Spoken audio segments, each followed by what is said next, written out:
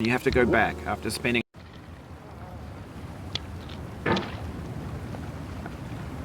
There's no feeling more intense than starting over. If you deleted your homework the day before it was due, as I have, or if you left your wallet at home and you have to go back after spending an hour in the commute.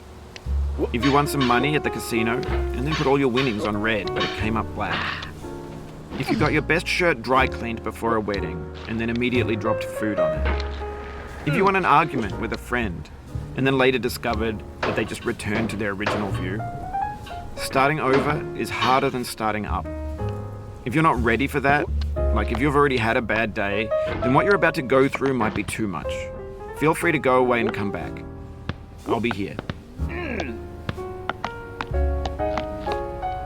Alright, thanks for coming with me on this trip.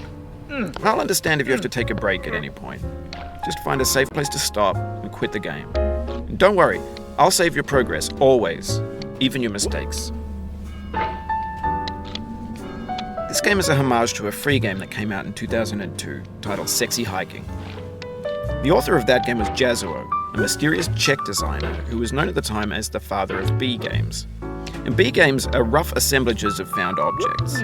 Designers slap them together very quickly and freely, and they're often too rough and unfriendly to gain much of a following. They're built more for the joy of building them than as polished products.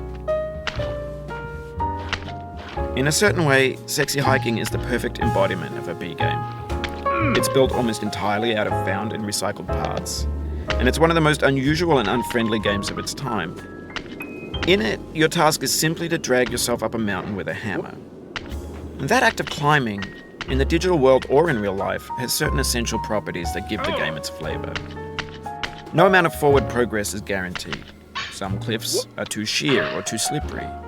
And the player is constantly, unremittingly in danger of falling and losing everything.